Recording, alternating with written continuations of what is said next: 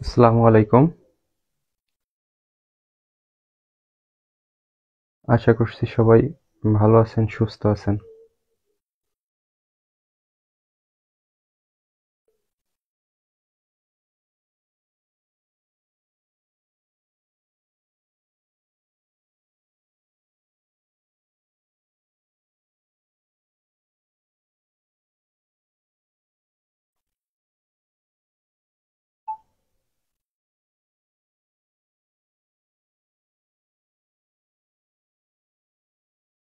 সবকিছু ক্লিয়ার আছে কিনা একটু কমেন্টসে জানাবেন।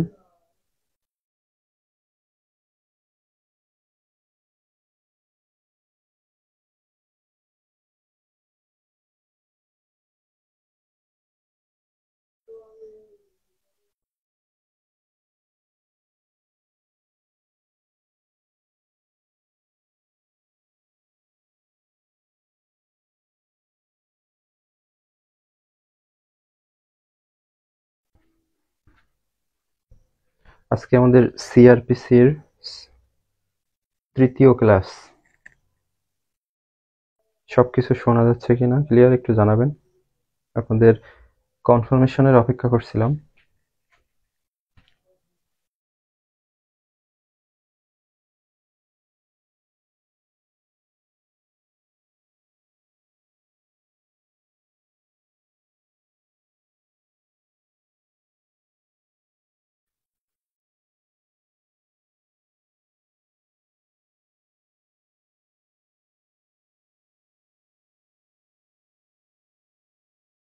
ক্লাসটা কেউ আমাদের প্রাইভেট যে মেসেঞ্জার গ্রুপটা আছে সেখানে একটু শেয়ার করে দিবেন। আজকে আমাদের আপনাদের কনফার্মেশনের অপেক্ষা করছিলাম।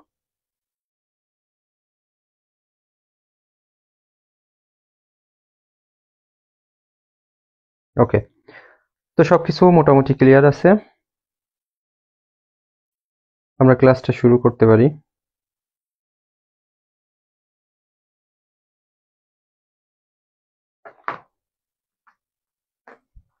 আজকে আমরা মূলত একটা সেকশন থেকেই আজকের ক্লাসটা শেষ করব। আজকে আমরা মূলত সেকশন 204 এই সেকশনটা নিয়ে আলাপ করব এবং এই সেকশনটার ডিটেলস আমরা যদি আলাপ করি তাহলে আমাদের আজকের সিআরপিসির থার্ড ক্লাসটা শেষ হবে ইনশাল্লাহ। তো সিআরপিসির থার্ড ক্লাস শেষ হওয়ার জন্য এই সেকশনটা কেন প্রয়োজন? আমি প্রথম ক্লাসে আপনাদেরকে বলেছিলাম যে একটা মামলা 190 ধারা অনুযায়ী ম্যাজিস্ট্রেট আমলে গ্রহণ করেন। এই 190 ধারায় আসার জন্য তিনটা পদ্ধতি অবলম্বন করতে হয়। 173 তে পুলিশ রিপোর্ট দেয়। পুলিশ রিপোর্টে আসার জন্য আমি আরো এখানে যুক্ত করেছিলাম 54, 154, 157, 156 এখানে ধারাগুলো অ্যাড করেছিলাম। দ্বিতীয় নম্বরটা বলেছিলাম 200 ধারায় সিআর মামলার কথা এবং ম্যাজিস্ট্রেট সাহেব ওন নলেজে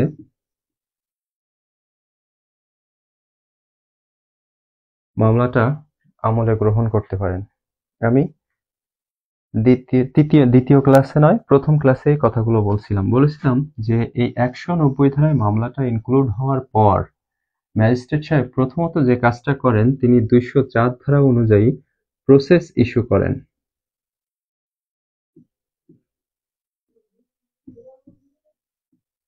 এই প্রসেস ইস্যু হতে পারে দুই ধরনের।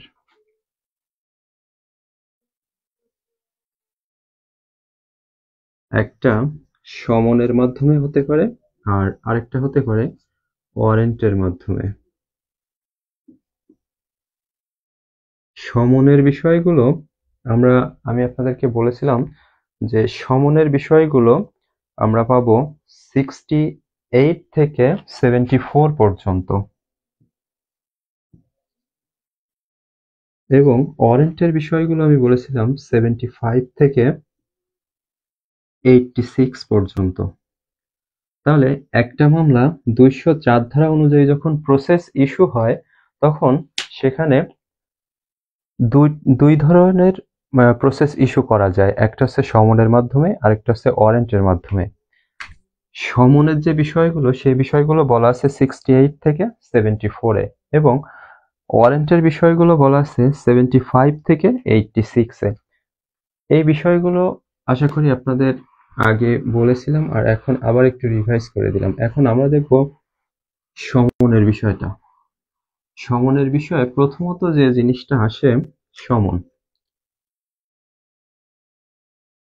আমরা 204 নিয়ে আলাপ করতেছি, প্রসেস ইস্যু সমন 68 থেকে 74।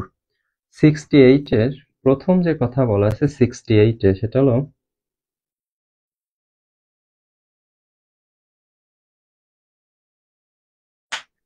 সমনের ধরন। সমনটা কেমন হবে? 68 এ বলা আছে সমনের ধরন, ফর্ম অফ সমন। এখানে প্রত্যেকটি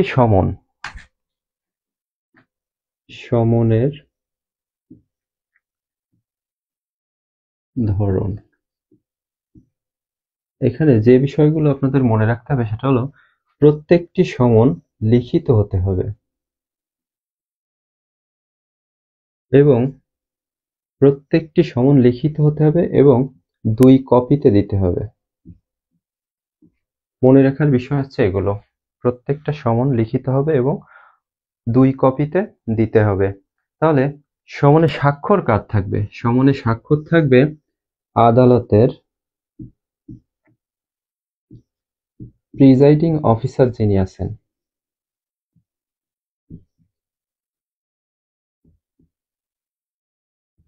আদালতের প্রিজাইডিং অফিসারের মাধ্যমে স্বাক্ষরিত হবে এবং আদালতের সিল মোহর থাকবে। ৬৮ ধারায় বলা আছে সমনের ধরন। সেখানে বলা আছে সমন লিখিত হতে হবে এবং 2 কপিতে দিতে হবে। আদালতের প্রিজাইডিং অফিসার কর্তৃক স্বাক্ষরিত হবে এবং সিলমোহরকৃত হবে আদালত কর্তৃক। এখন আপনাদের কাছে প্রশ্ন হচ্ছে, আদালতের প্রিজাইডিং অফিসার বলতে কাদেরকে বোঝায়? আর court officer of the court কে? অফিসার অব দ্য কোর্ট কে? এর প্রশ্নের উত্তরটা আপনারা দিবেন। অফিসার অব দ্য কোর্ট কে? এই প্রশ্নটার উত্তর আপনারা দিবেন।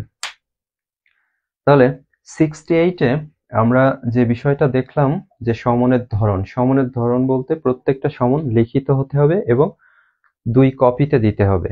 এই সমনে সিগনেচার থাকবে আদালতের প্রিজাইডিং অফিসারের এবং আদালতের সিল মোহর যুক্ত থাকবে। আশা করি এতটুকু আপনাদের ক্লিয়ার। এই সমনের ক্ষেত্রে এই বিষয়গুলো ছাড়া এখান থেকে আর বেশি কিছু জানার প্রয়োজন নেই।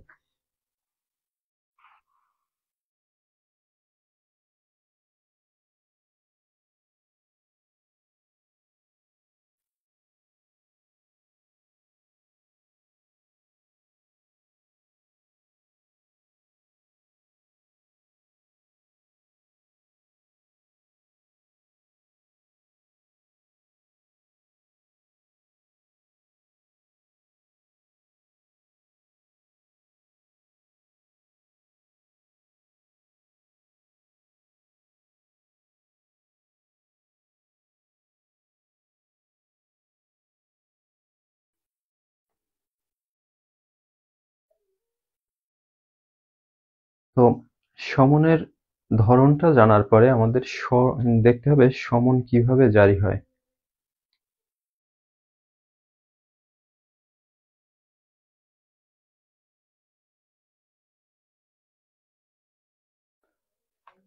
সিক্সটি নাইন সমন কিভাবে জারি হয়? প্রথমত সমন ব্যক্তিগতভাবে জারি করা যায়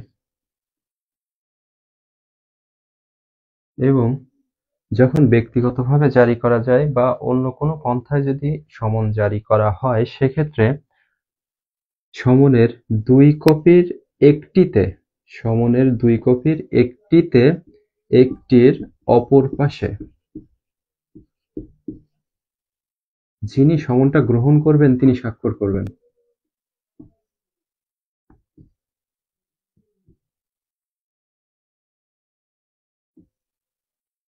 এখানে কোনো কোম্পানি বা প্রতিষ্ঠান কোনো কোম্পানি বা প্রতিষ্ঠান কোনো কোম্পানি বা প্রতিষ্ঠানের উপর সমন জারি করতে হলে ওই কোম্পানি বা প্রতিষ্ঠানের প্রধান যিনি আছেন তার বরাবর সমন জারি করতে হয়। কোম্পানি বা প্রতিষ্ঠানের উপর যখন সমন জারি করার প্রয়োজন হয় তখন ওই কোম্পানি বা প্রতিষ্ঠানের প্রধান যিনি আছেন তার বরাবর সমন জারি করতে হয়। আশা করি এতটুকু আপনাদের ক্লিয়ার। এখন আমরা দেখব সেকশন 70। তলবি ব্যক্তিকে না পাওয়া গেলে তখন করণীয়।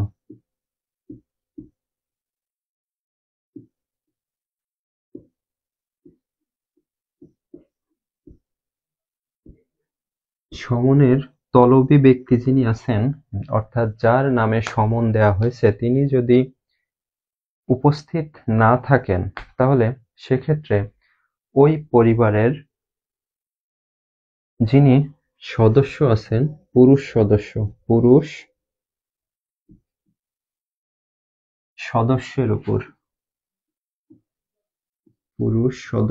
উপর উক্ত সমনটি জারি করা যাবে।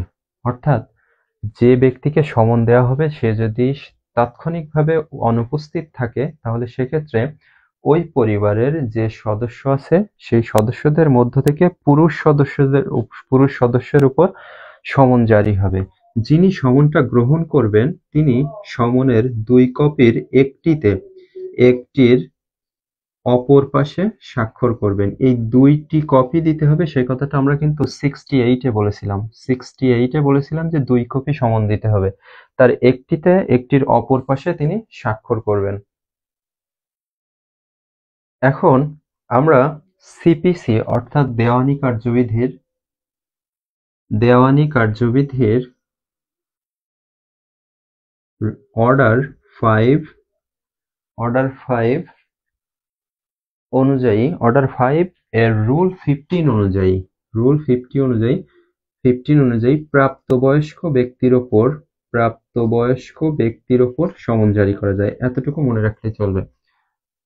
তলবি সমনে যার জন্য সমন দেয়া হচ্ছে তাকে যদি না পাওয়া যায় তাহলে উক্ত পরিবারের পুরুষ সদস্য যিনি আছেন তার উপর সমন জারি করা যাবে। এবং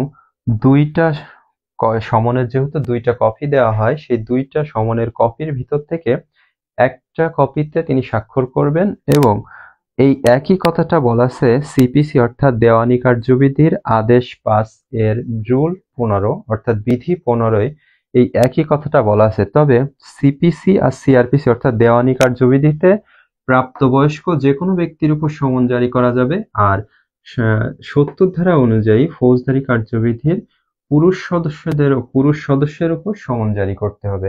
আশা করি এতটুকু আপনাদের ক্লিয়ার।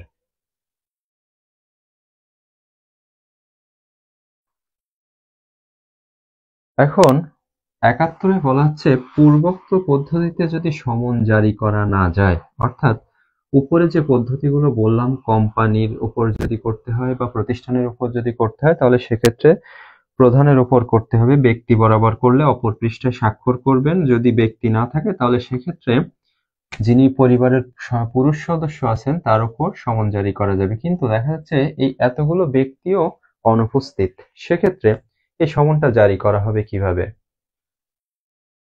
পূর্বোক্ত পদ্ধতিতে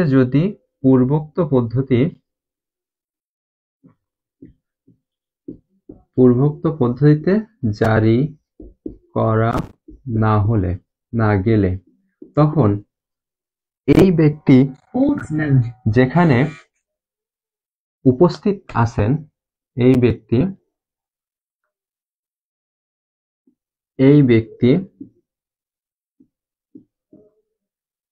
ব্যক্তি যে স্থানে বসবাস করেন সেই স্থানের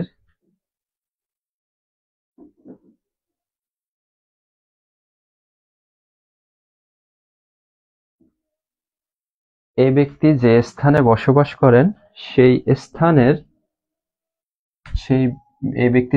বসবাস করেন সেই স্থানের যে স্থানে বসবাস করেন সে স্থানের প্রকাশ্য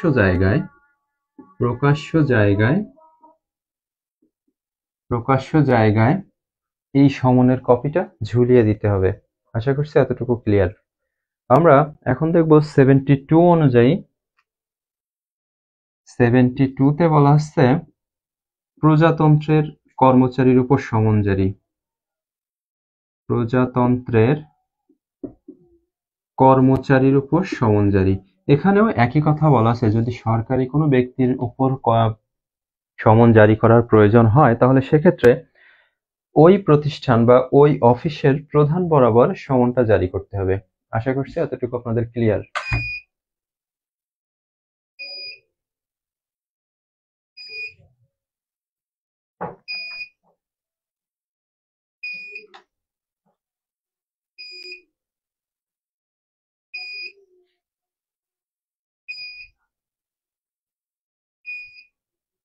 এখন আমরা এতক্ষণ পর্যন্ত দেখলাম একটা সমন কিভাবে জারি করতে হবে, কার মাধ্যম দিয়ে জারি করতে হবে, যার উপর সমন জারি করতে হবে তাকে যদি পাওয়া না যায় তখনকার পদ্ধতি কি, সরকারি লোকের উপর বা সরকারি ব্যক্তির উপর সমন জারি করার পদ্ধতি কি, সরকারি কর্মচারীর উপর যখন সমন জারি করতে হবে তখন ওই প্রতিষ্ঠানের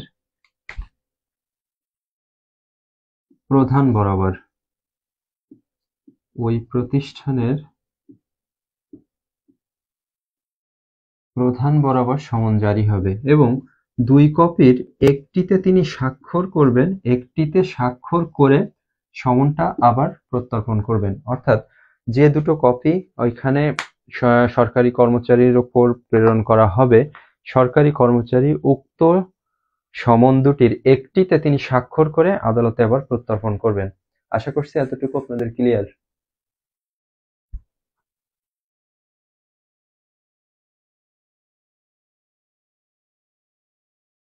সেকশন 73-তে বলা হচ্ছে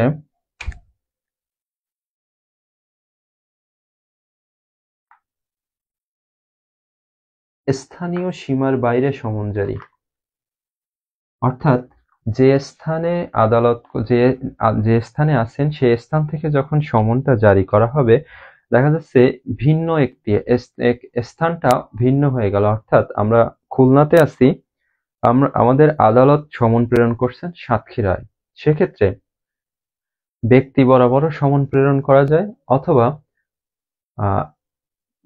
যে ওই যে সাতক্ষীরার যে আদালত আছে সেই সাতক্ষীরার আদালত কর্তৃকও কিন্তু সাতক্ষীরার আদালতেও কিন্তু সমন প্রেরণ করা যায় জারির জন্য।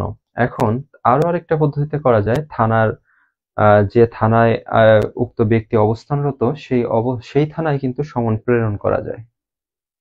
তাহলে আমরা প্রথমত দেখব, যদি অফিসার না থাকে, সমন জারি করার জন্য যদি অফিসার না থাকে সেক্ষেত্রে সেকশন 74 অনুযায়ী বলা হচ্ছে যে সমন জারিকারক যদি না থাকে তাহলে আদালত যে কোনো ব্যক্তিকে ক্ষমতা প্রদান করতে পারেন বা ক্ষমতাপ্রাপ্ত কোনো ব্যক্তি সমন জারি করতে পারেন।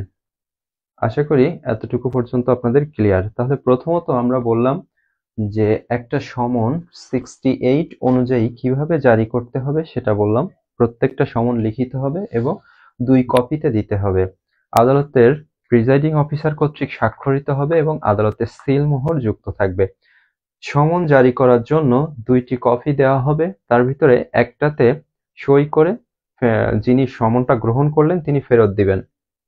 আশা করি এতটুকু আপনাদের ক্লিয়ার। 70-এ বলা হয়েছে যে সমনে তলবি ব্যক্তিকে যদি পাওয়া না যায় সেক্ষেত্রে উক্ত সমন গ্রহণকারী পরিবারের বা যার উপর সমনটা প্রেরণ করা হচ্ছে তিনি সেই পরিবারের একজন প্রাপ্তবয়স্ক পুরুষ সদস্যের ওপর সমন জারি করতে হবে এবং যদি ওই পুরুষ সদস্য না থাকে তাহলে সেক্ষেত্রে 71 অনুযায়ী সেকশন 71 অনুযায়ী পূর্বোক্ত পদ্ধতিতে যদি জারি করা না যায় তাহলে উক্ত বাড়ির প্রকাশ্য স্থানে সমনের একটি কপি ঝুলিয়ে দিয়ে আসতে হবে। প্রজাতন্ত্রের উপর সমন জারি করতে গেলেও একই পদ্ধতিতে কোম্পানি বা কোনো প্রতিষ্ঠানের প্রধান বরাবর যেমন সমন জারি করতে হয়, তেমনি সরকারি বা প্রজাতন্ত্রের কর্মচারীর প্রধানের উপর সমন পাঠাতে হবে এবং তিনি ২টি কপির একটিতে স্বাক্ষর করবেন এবং একটি আদালতে প্রত্যর্পণ করবেন বা ফেরত দিবেন। 73 তে বলেছি স্থানীয় সীমার বাইরে সমন জারি, এবং 74 বলছি যখন সমন জারিকারী আদালতে না থাকে তখন সমন জারি। যাকে সমন দেওয়া হয়েছিল তার স্বাক্ষর দ্বারা 74 কিভাবে প্রমাণ করবেন যে সমনটা যে জারি হয়েছে সেটা কিভাবে প্রমাণ হবে? সমন জারি করার জন্য যে স্বাক্ষরটা করা হয়েছিল, আমি বলেছিলাম যে 2টা কপি দিতে হবে, একটা কপিতে একজন স্বাক্ষর করবেন। স্বাক্ষরকৃত সমন আদালতে হাজির করা হলেই ধরে নিতে হবে যে এটা সঠিকভাবে জারি হয়েছে। আশা করি এতটুকু আপনাদের ক্লিয়ার। আমরা এখন সমন পার্টটা শেষ করে আমরা এখন যাব ওয়ারেন্টের পার্ট।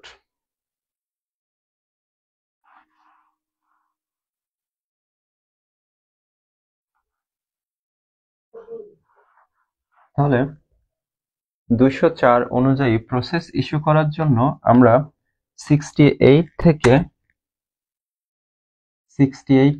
74 পর্যন্ত দেখলাম যেখানে সমনের বিষয়গুলো ছিল। আমরা এখন দেখব 75 থেকে 86 পর্যন্ত যেখানে ওয়ারেন্টের বিষয়গুলো বলা আছে। আজকের এই ক্লাসটাতে 1 থেকে 2টা এবং সর্বোচ্চ হলে 3টা এমসিকিউ এখান থেকে আসতে পারে, তবে 3টা না আসার সম্ভাবনা খুব বেশি, 2টা আসার সম্ভাবনা বেশি। যারা একটু ভালো করে ক্লাসটা করবেন তারা দুটারই অ্যান্সারে করতে পারবেন, এবং যারা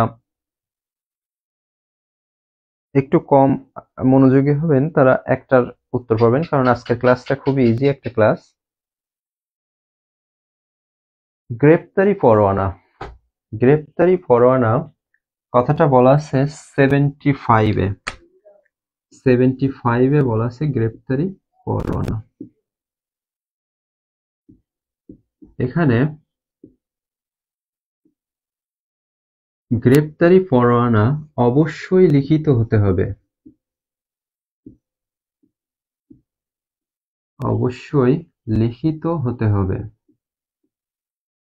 এবং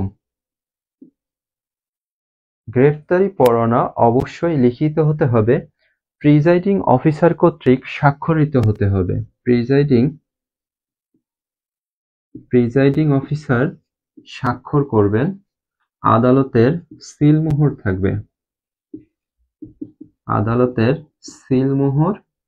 থাকবে। অবশ্যই লিখিত হতে হবে, প্রিজাইডিং অফিসার কর্তৃক স্বাক্ষরিত হতে হবে এবং আদালতের স্বাক্ষর থাকতে হবে, আদালতের সিলমোহর থাকতে হবে। যতক্ষণ পর্যন্ত এই গ্রেপ্তারি পরোয়ানা বা ওয়ারেন্ট কার্যকারী না হবে বা আদালত কর্তৃক বাতিল না করা হবে ততক্ষণ পর্যন্ত আদালত বাতিল না করবেন বা কার্যকর না হবে ততক্ষণ পর্যন্ত এই ওয়ারেন্ট বহাল আছে বলে ধরে নিতে হবে।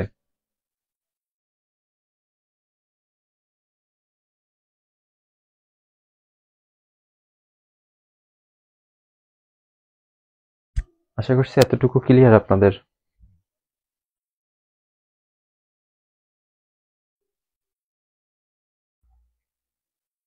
তাহলে এখানে একটা গুরুত্বপূর্ণ তথ্য এখানে দেয়া আছে। এখানে কিন্তু অবশ্যই এই কথাগুলো আপনারা যখন বেয়ার অ্যাক্ট দেখবেন এখানে শ্যাল কথাটার উল্লেখ আছে।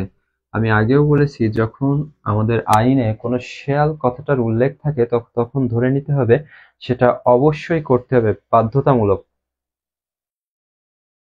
আমরা এখন দেখব 76, আদালত জামানত গ্রহণের নির্দেশ দিতে পারেন। এখন এই জামানতটা গ্রহণ করবেন কে? 76-এ বলা হচ্ছে আদালত জামানত গ্রহণের নির্দেশ দিতে পারেন।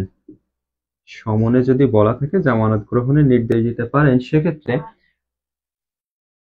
উক্ত পুলিশ অফিসার বা যিনি সমনটি জারি করবেন, গ্রেপ্তারি পরোয়ানাটা জারি করবেন, সেই ব্যক্তি অথবা গ্রেপ্তারকারী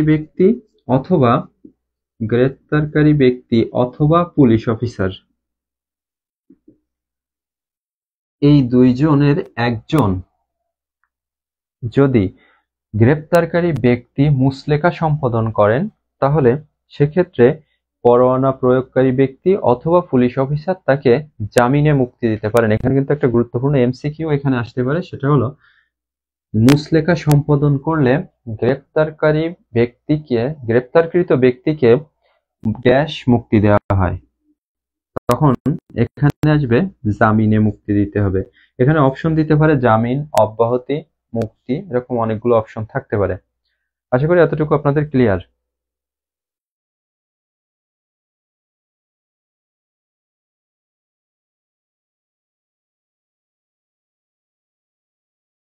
এখন আমরা দেখব 77। 77-এ বলা হচ্ছে পরোয়ানা যার প্রতি নির্দেশিত হবে।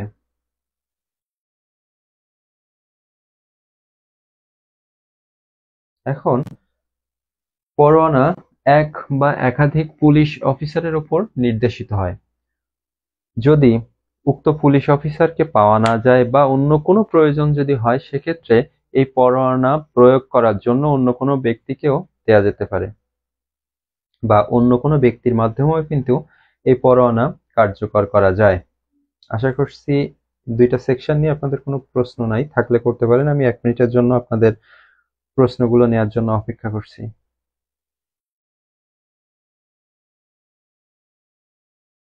ধন্যবাদ। এখন ধারা 78, জমির মালিক প্রভৃতির ওপর পরোয়ানা প্রদান। জমির মালিক, এখন এখানে একটা কথা বলা আছে,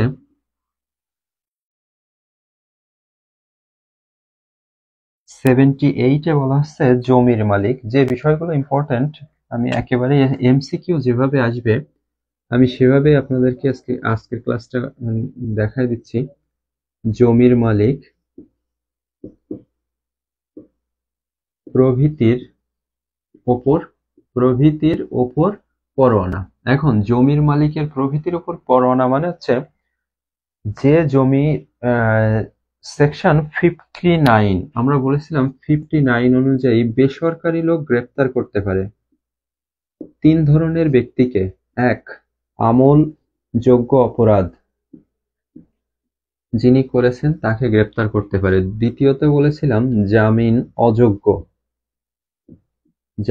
অযোগ্য অপরাধ যদি কেউ করে থাকে, আর হচ্ছে ঘোষিত অপরাধী অর্থাৎ প্রোক্লেইমড অফেন্ডার যদি কেউ হয়, তাহলে সেক্ষেত্রে 3 ধরনের ব্যক্তিকে সেকশন 59 অনুযায়ী বেসরকারি ব্যক্তি গ্রেপ্তার করতে পারেন।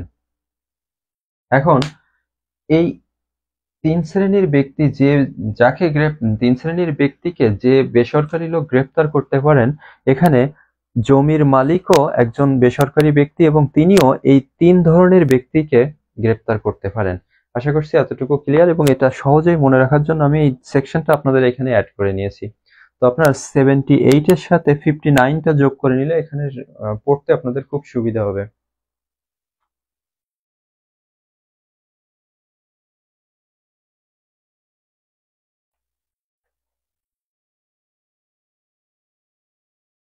সেকশন 80, সবগুলো সেকশন আপনাদের পড়া লাগবে না, যেগুলো বলে দিচ্ছি শুধু এগুলো পড়লেই আশা করি আল্লাহর রহমতে আপনারা এই রাস্তাটা টপকাতে পারবেন। সেকশন 80-তে বলা আছে পরোয়ানার সারমর্ম জ্ঞাপন।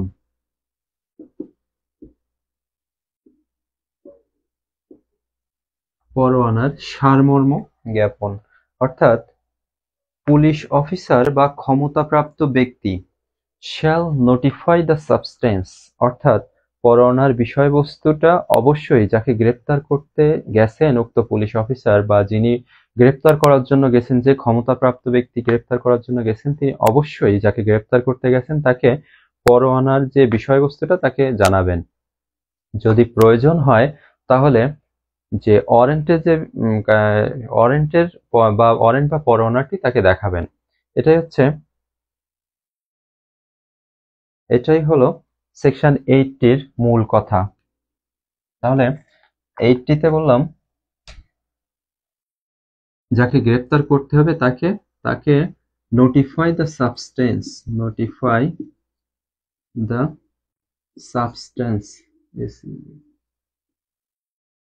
আর যদি প্রয়োজন হয় পরোয়ানাটি তাকে দেখাবেন। আশা করি এতটুকু ক্লিয়ার।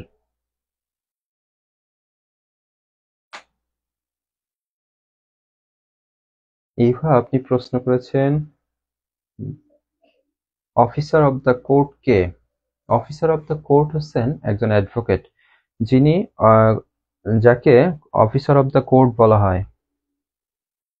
আমি প্রশ্নটা আপনাদেরকে প্রথমেই করেছিলাম, উত্তরটা অনেকেই দিতে পারেননি। যাই হোক, আশা করি উত্তরটা পেয়েছেন। এখন আমরা দেখব 81, সেকশন 81 এ বলা হচ্ছে, এই 81 এবং 61 এর ভিতরে আমি একটা কথা আপনাদেরকে পূর্বেই বলেছিলাম যে অনাবশ্যক বিলম্ব ছাড়া আদালতে হাজির করতে হবে। আমি সেখানে বলছিলাম 61 এ বলেছিলাম যে যদি পরোয়ানাভুক্ত কোনো ব্যক্তি হয়, অর্থাৎ যাকে ওয়ারেন্ট অনুযায়ী গ্রেপ্তার করা হচ্ছে, তাকে সেকশন 81 অনুযায়ী অনাবশ্যক বিলম্ব ছাড়া আদালতে হাজির করতে হবে। এবং যদি 61 হয় তাহলে সেক্ষেত্রে বিনা পরোয়ানায় গ্রেপ্তার করতে হবে। বিনা পরোয়ানায় গ্রেপ্তার আমরা জানি 61 অনুযায়ী তাকে 24 ঘন্টার ভিতরে আদালতে হাজির করতে হবে। বিনা পরোয়ানায় গ্রেপ্তার করা হয় ধারা 54 অনুযায়ী। আশা করি এতটুকু আপনাদের মনে আছে।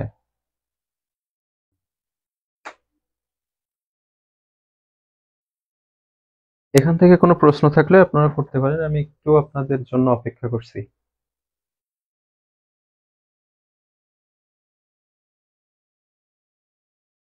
আশা করছি কোনো প্রশ্ন নাই। আমি নেক্সট টপিকে চলে যাচ্ছি, সেকশন 83। 83টা এখানে ইম্পর্টেন্ট। 83তে বলা আছে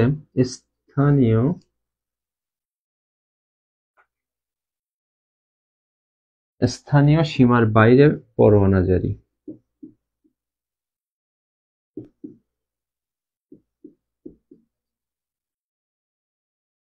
স্থানীয় সীমার বাইরে পরোয়ানা জারি করতে হলে নির্বাহী ম্যাজিস্ট্রেট অথবা জেলা পুলিশ সুপারিনটেন্ডেন্ট অথবা মেট্রোপলিটন এলাকা হলে জেলা পুলিশ সুপারিনটেন্ডেন্ট অথবা যদি মেট্রোপলিটন এলাকা হয় তাহলে চিফ মেট্রোপলিটন ম্যাজিস্ট্রেটের অনুমতি নিতে হবে। সরি, যদি মেট্রোপলিটন এলাকা হয় তাহলে পুলিশ কমিশনারের অনুমতি নিতে হবে। Police commissioner.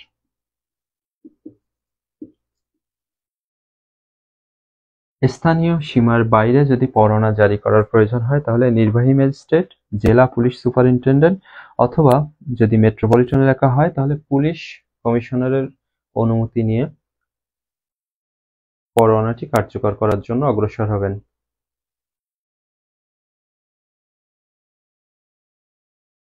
এখন এটা গেল স্থানীয় সীমার বাইরে পরোয়ানা জারি। যদি সেকশন 84 বলা হচ্ছে যদি এই পরোয়ানাটা জারির জন্য সরাসরি কোনো পুলিশ অফিসারের উপর প্রেরিত হয় তাহলে উক্ত পুলিশ অফিসার অনুমতি নেবেন কোনো ওই এলাকার নির্বাহী ম্যাজিস্ট্রেট অথবা থানার ভারপ্রাপ্ত কর্মকর্তার। আশা করছি এতটুকু ক্লিয়ার। যদি পরোয়ানাটি স্থানীয় সীমার বাইরে কার্যকর করার জন্য প্রেরণ করা হয় তাহলে নির্বাহী ম্যাজিস্ট্রেট, জেলা পুলিশ সুপারিনটেন্ডেন্ট অথবা মেট্রোপলিটন এলাকা হলে পুলিশ কমিশনার, এই 3 জন এর অনুমতি নিতে হবে। কিন্তু যদি 84 ধারা অনুযায়ী বলা আছে যে পুলিশের উপরই সরাসরি কোনো পুলিশের উপর যদি পরোয়ানাটি প্রেরণ করা হয় কার্যকরের জন্য তাহলে তিনি অনুমতি নেবেন ওই এলাকার নির্বাহী ম্যাজিস্ট্রেট অথবা তার যে পুলিশের উপর পরোয়ানাটি প্রেরণ করা হয়েছে তার তিনি যে থানায় আছেন সেই থানার ভারপ্রাপ্ত কর্মকর্তার কাছ থেকে। আশা করছি এতটুকু ক্লিয়ার।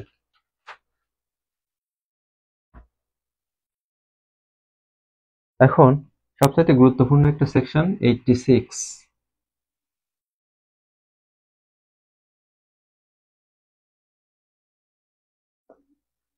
পরোয়ানা অনুযায়ী পরোয়ানা অনুযায়ী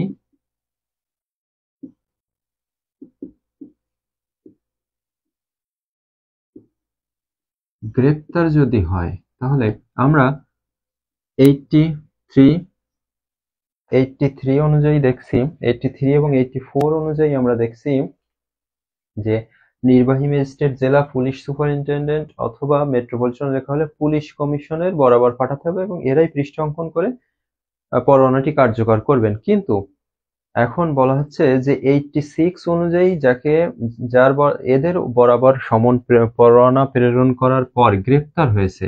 এখন যদি নির্বাহী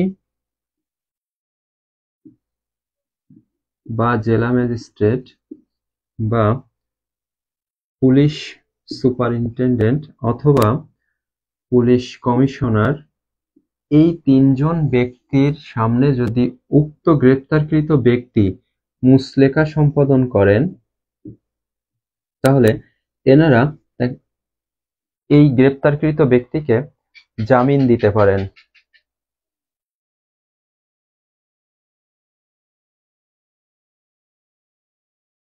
মুচলেকা সম্পাদন করলে গ্রেপ্তারকৃত ব্যক্তিকে জামিন দিতে পারেন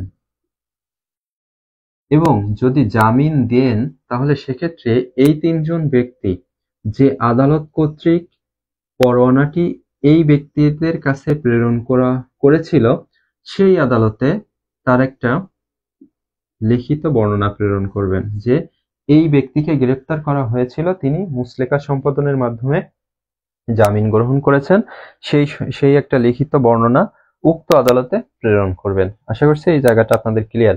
এখন আরেকটা কথা এখানে বলা আছে, যদি জামিন অযোগ্য অপরাধ হয়, এটা সাধারণত জামিনযোগ্য অপরাধের ক্ষেত্রে হয়। এখন যদি জামিন অযোগ্য কোনো অপরাধ হয়ে থাকে, তাহলে যে এলাকায় পরোয়ানাটি কার্যকর করার জন্য প্রেরণ করা হয়েছিল সেই এলাকার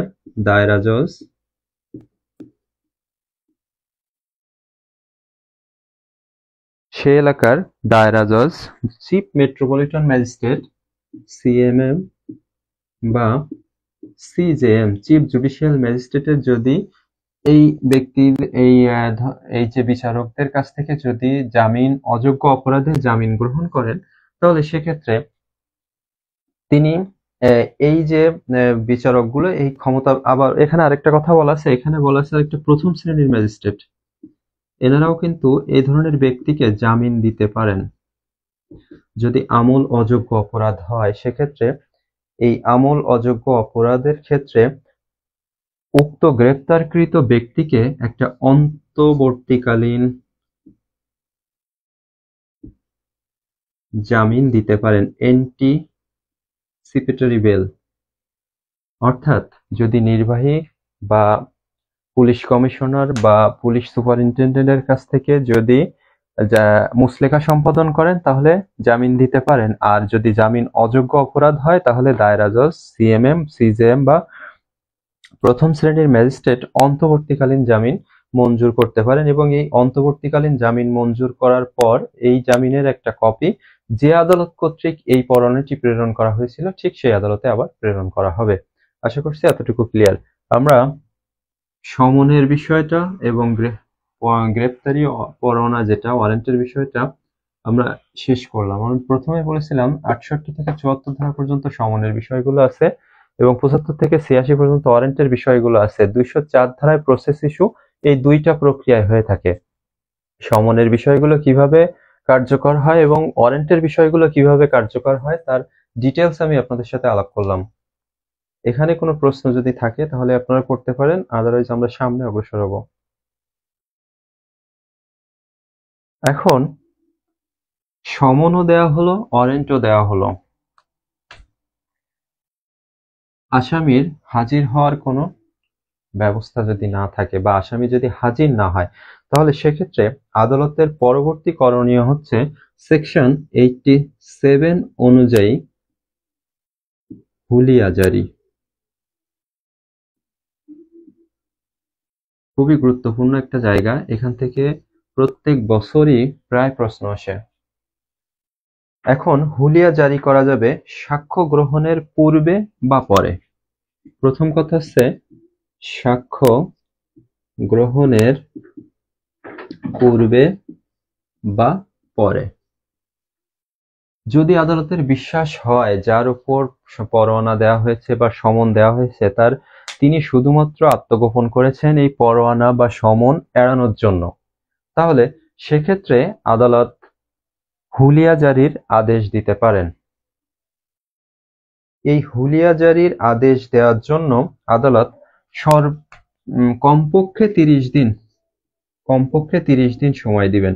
এটা খেয়াল রাখতে হবে, সর্বোচ্চ 30 দিন নয়, কমপক্ষে 30 দিনের সময় দিতে হবে তাকে, এবং কমপক্ষে 30 দিন সময় দিয়ে একটা নির্দিষ্ট স্থানে হাজির হওয়ার জন্য বলবেন। সাক্ষ্য গ্রহণের পূর্বে বা পরে, এখানে এগুলো সবই এমসিকিউ। সাক্ষ্য গ্রহণের পূর্বে বা পরে 30 দিনের কম নয় এমন একটা সময় দিবেন এবং নির্দিষ্ট স্থানে হাজির হওয়ার জন্য সময় দিয়ে হুলিয়া জারি করবেন। এখন হুলিয়া জারি 3 ভাবে করা যায়। হুলিয়া জারি প্রকাশ্য স্থানে করা যায়, প্রকাশ্য স্থানে লটকিয়ে করা যায়, আদালতের সামনে লটকিয়ে করা যায়, এবং যে স্থানে উক্ত ব্যক্তি বসবাস করেন সেই বাড়ি বা স্থানের প্রকাশ্য জায়গায় এই হুলিয়ার একটা কপি সেখানে ঝুলিয়ে বা লটকিয়ে হুলিয়া জারি করা যায়। হুলিয়া জারি করা যায় কয়ভাবে? 3 ভাবে। এটাও একটা এমসিকিউ। 3 ভাবে হুলিয়া জারি করা যায়। এখন হুলিয়া জারি করা প্রত্যেকটা ম্যাজিস্ট্রেটের সাধারণ ক্ষমতার অন্তর্ভুক্ত। এটা মনে রাখতে হবে যে কোনো ম্যাজিস্ট্রেটই হুলিয়া জারি করতে পারেন, এবং হুলিয়া জারি হয়েছে মর্মে যে লিখিত যে কোনো ঘোষণা, এটা আদালতের চূড়ান্ত প্রমাণ হিসেবে গণ্য। এখন চূড়ান্ত প্রমাণ সংজ্ঞাটা সাক্ষ্য আইনের কোথায় আছে? কেউ বলতে পারলে জানাবেন।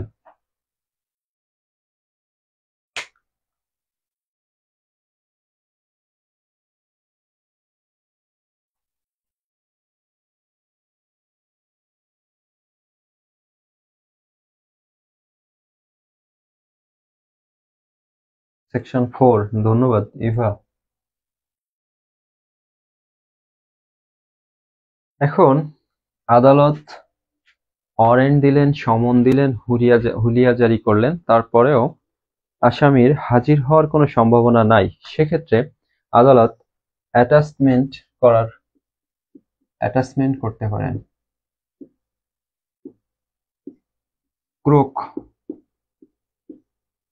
ক্রোক করতে পারেন। এই ক্রোক করার জন্য যে বিষয়গুলো মনে রাখা খুবই জরুরি, আদালত হুলিয়া জারি করার পর, এখন হুলিয়া জারি করার জন্য প্রথমত সমন এবং ওয়ারেন্ট দিতে হবে এবং তারপরে হুলিয়া জারি হবে। হুলিয়া জারি করার পরও যদি তিনি হাজির না হয়, সেক্ষেত্রে আদালত তার স্থাবর অস্থাবর সম্পত্তি যে কোনো সময় ক্রোক করতে পারে। স্থাবর বা অস্থাবর সম্পদ যে কোনো সময় ক্রোক করতে পারে।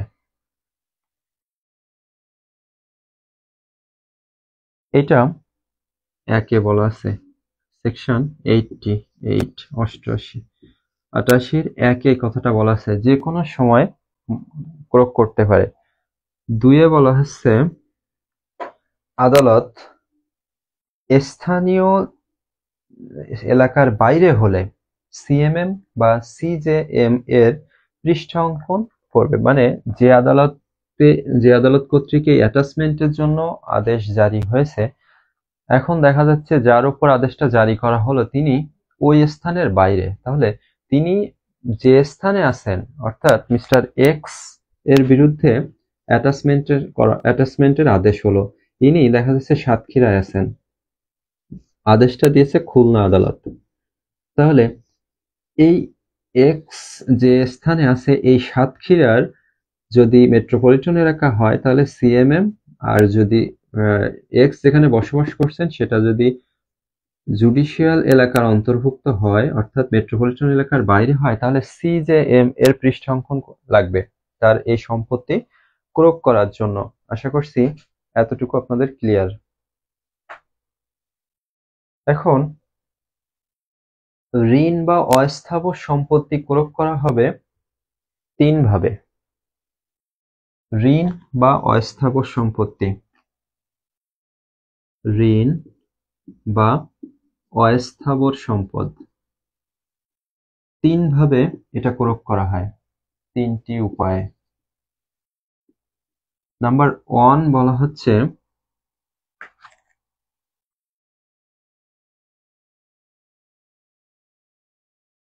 আটক করে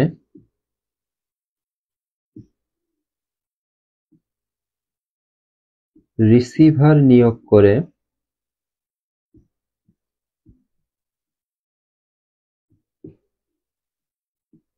আর 3 নম্বরে বলা হচ্ছে সম্পত্তির অর্পণ নিষিদ্ধ করে, ডেলিভারি নিষিদ্ধ করে, অর্পণ নিষিদ্ধ করে। রিসিভার নিয়োগ করা হবে দেওয়ানি কার্যবিধির আদেশ 40 অনুযায়ী, 40 অনুযায়ী, দেওয়ানি কার্যবিধির আদেশ 40 অনুযায়ী রিসিভার নিয়োগ করা হবে। তাহলে ঋণ বা অস্থাবর যে সম্পদগুলো আছে সেগুলো ক্রোক করা হবে তিনটি উপায়ে, আটক করে, রিসিভার নিয়োগ করে বা সম্পত্তির অর্পণ নিষিদ্ধ করে। এখন রিসিভার নিয়োগ করা হবে দেওয়ানি কার্যবিধির আদেশ 40 অনুযায়ী। আশা করছি এতটুকু আপনাদের ক্লিয়ার। এখন আমরা দেখব যদি এটা তো অস্থাবর সম্পদ গেল, তাহলে স্থাবর সম্পদ কি করে ক্রোক করা হবে? স্থাবর সম্পত্তি ক্রোক করা হবে কালেক্টরের মাধ্যমে। 4 বলা আছে, 88(4) বলা আছে কালেক্টরের মাধ্যমে স্থাবর সম্পত্তি ক্রোক করা হবে। যদি যে অন্য কোনো সম্পদ, যে অস্থাবর সম্পদ যেটা আছে সেটা যদি পচনশীল হয় তাহলে তা ক্রোক করা যাবে। 6 ক তে বলা হচ্ছে পচনশীল পচনশীল হলে বিক্রয় করতে হবে খুব দ্রুত, পচনশীল হলে ক্রোক করে সেটা বিক্রয় করা হবে। আর 6 কয়ে বলা হচ্ছে 6 মাসের মধ্যে যদি যে সম্পত্তি ক্রোক করা হয়েছে সেই সম্পত্তিতে অন্য কোনো ব্যক্তির স্বার্থ থাকে তাহলে তিনি 6 মাসের মধ্যে সেই দাবি উত্থাপন করবেন। বিষয়টা একটু ক্লিয়ার করি। দেখা যাচ্ছে এই প্রপার্টিটা আদালত ক্রোক করছে, এক্স এর প্রপার্টি। এখন এক্স এর এই সম্পত্তিটা ক্রোক করার সময় দেখা যাচ্ছে ওয়াই এর সম্পত্তি এখানে কিছুটা, এখানে এক্স এর সম্পত্তির সাথে ওয়াই এর সম্পত্তিটাও অ্যাটাচড করে ফেলেছে এই আদালত। এখন আদালতে এই যে এই ব্যক্তি, ওয়াই নামক এই ব্যক্তি আদালতের কাছে 6 মাসের মধ্যে তার দাবি উত্থাপন করবেন, 6 মাসের মধ্যে দাবি উত্থাপন করবেন। এখন 6 ক তে দাবি উত্থাপনের কথা বলেছে, তাহলে 6 খ তে দাবিটা কার কাছে করা হবে? যে আদালত এই সিদ্ধান্তটা দিয়েছে ক্রোক করার সেই আদালতেই কিন্তু এই দাবিটা উত্থাপন করতে হবে, সেই আদালতেই এই দাবিটা উত্থাপন করতে হবে। গতে বলা হচ্ছে যখন এই ওয়াই নামক ব্যক্তি এই দাবি উত্থাপন করবে তখন গতে আদালত সেটা তদন্ত করবেন, আদালত তার তদন্ত করবেন।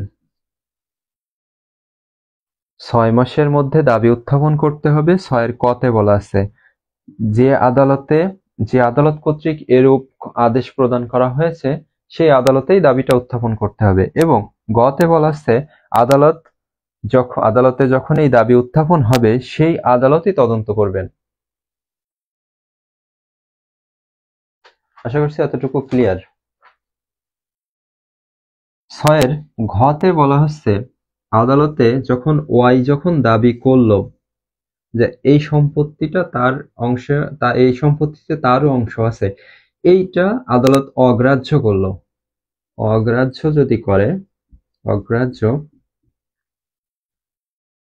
আদালতে যদি অগ্রাহ্য করে, তাহলে তিনি যেহেতু তার সম্পত্তিটা আদালত কর্তৃক ক্রোক হয়েছে এবং 6 মাসের ভিতরে তিনি দাবি উত্থাপনও করেছেন এবং আদালত কর্তৃক সেই দাবি অগ্রাহ্য করা হয়েছে, তখন তিনি 1 বছরের ভিতরে মামলা করবেন। 1 বছরের মধ্যে এই সম্পত্তি উদ্ধারের জন্য, এই প্রপার্টি উদ্ধারের জন্য তিনি মামলা করতে পারবেন। আশা করছি এতটুকু ক্লিয়ার। এখন এই জায়গাগুলো মনে রাখবেন কিভাবে, আমি এখানে আপনাদের একটু শর্ট নোট দিয়ে দিই, যেটা আপনারা মনে রাখবেন এভাবে। তাহলে এইটা এখান থেকে মুছে ফেলাই। এখানে 1 2 1 2, আচ্ছা আমরা 4 থেকে শুরু করলেই হচ্ছে। দেখেন এটা মনে রাখার বিষয়, যদিও এত কঠিন প্রশ্ন আসবে বলে মনে হয় না, তারপরও যেহেতু বার কাউন্সিলের প্রশ্ন পদ্ধতি এখন ভিন্ন, সুতরাং যদি এখান থেকে প্রশ্ন আসে এই জায়গাগুলো অন্তত মনে রাখার জন্য টেকনিকটা ব্যবহার করা যায়। এটা বলা হচ্ছে 88 4 কালেক্টর 4 চয়াকার র, শেষে একটা র আছে এবং এখানেও একটা র আছে। এটা এভাবেই মনে রাখতে পারেন। পচনশীল 5, পচনশীল 5, 6 এর ক 6 মাস, 6 এর ক 6 মাস। আপাতত এই তিনটা মনে রাখবেন। আর যদি অগ্রাহ্য হয় তাহলে সেক্ষেত্রে 1 বছরের ভিতরে আদালতে মামলা করতে হবে উক্ত সম্পত্তি উদ্ধার করার জন্য। এখন এখানে বলা আছে যে নির্দিষ্ট যে সময় দেওয়া হয়েছে 6 মাস, 6 মাসের ভিতরে যদি কেউ দাবি উত্থাপন না করে, তাহলে সেক্ষেত্রে এই যে সম্পত্তিটার কথা আমি বলেছিলাম, এই সম্পত্তিটা আদালতে সরকারের এখতিয়ারভুক্ত হবে। 6 মাসের মধ্যে যদি দাবি উত্থাপন করা না হয়, তাহলে সেক্ষেত্রে সরকারের এখতিয়ারভুক্ত বা হেফাজতভুক্ত হবে। এখন সরকারের হেফাজতভুক্ত 6 মাসের মধ্যে দাবি করা না হলে সরকারের হেফাজতভুক্ত হবে, এবং 6 মাস পার না হওয়া পর্যন্ত এই সম্পত্তি বিক্রয় করা যাবে না।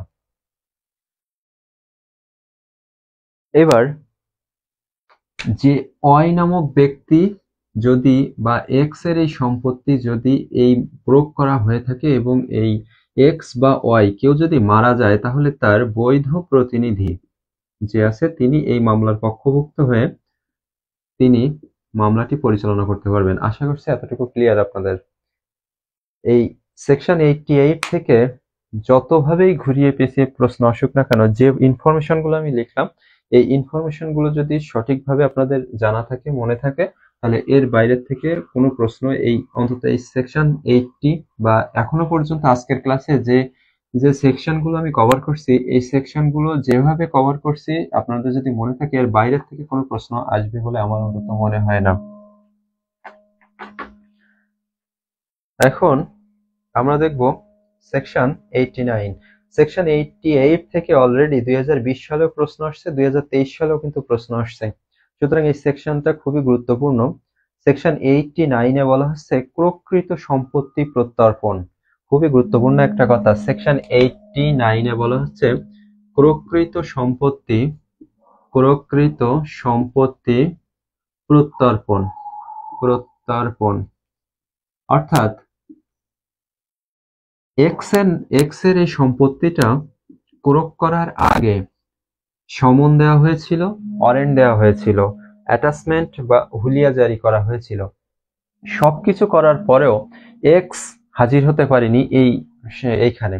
তখন এক্স 2 বছর পর জানতে পারলো যে তার সম্পত্তিটা ক্রোক করা হয়েছে, বা 2 বছরের মধ্যে জানতে পারলো যে তার সম্পত্তিটা ক্রোক করা হয়েছে। তিনি দেখা যাচ্ছে এই 2 বছর কোমায় ছিলেন, বা কোনো কারণে হয়তোবা তিনি এই বিষয়গুলো জানতেন না, বা দেশের বাইরে ছিলেন, বা যেভাবেই হোক না কেন এক্স এই বিষয়টা অবগত ছিলেন না। তখন 2 বছরের মধ্যে যদি তিনি যে আদালত কর্তৃক এই সম্পত্তি ক্রোক করা হয়েছে সেই আদালতে হাজির হয়ে যদি প্রমাণ করতে পারেন যে তিনি এই হুলিয়া পরোয়ানা এড়ানোর জন্য বা হুলিয়া জারির কোনো নোটিশ তিনি পাননি, পরোয়ানা বা কোনো তিনি পালায়ন করেননি, যদি এই বিষয়গুলো তিনি আদালতে প্রমাণ করতে পারেন, তাহলে আদালত এই যে সম্পত্তি ক্রয় করার জন্য যে পরিমাণ ব্যয় হয়েছিল আদালতের, সেই ব্যয় বাদ দিয়ে বাকি অংশ উক্ত এক্স কে ফেরত দিবেন। আশা করছি এতটুকু ক্লিয়ার। জায়গাটা যদিও সুন্দর, বোঝার মতো জায়গা। তো এই সম্পত্তিটা ক্রয় করার জন্য যতটুকু ব্যয় আদালতের হয়েছিল ততটুকু পর্যন্ত আদালত রাখবেন, এবং যদি এই সম্পত্তি বিক্রি হয়ে থাকে তাহলে আদালত এই বাকি অর্থ তাকে ফেরত দিবেন।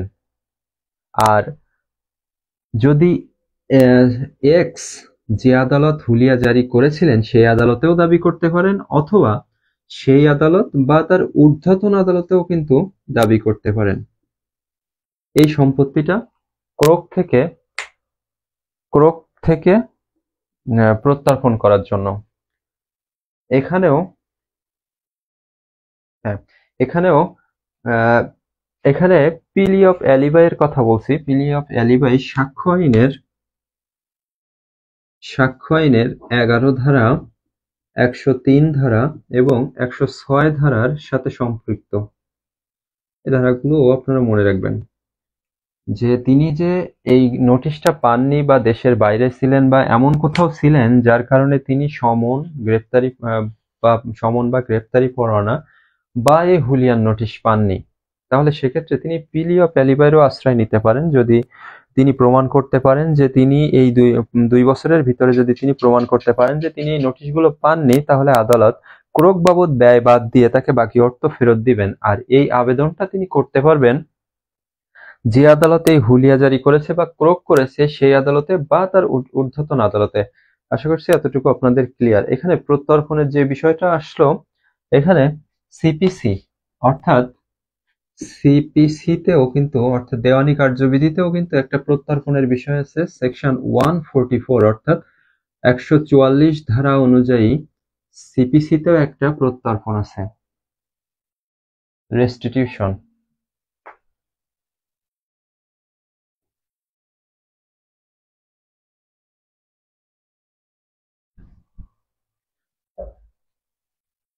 আশা করছি সবকিছুই ক্লিয়ার আছে।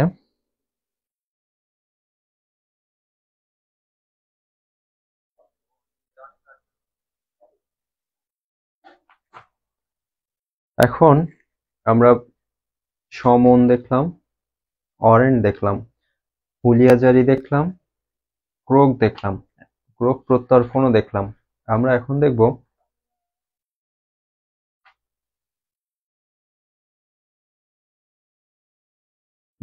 সেকশন 94 অনুযায়ী দলিল বা অন্য দ্রব্যাদি হাজির করার জন্য সমন।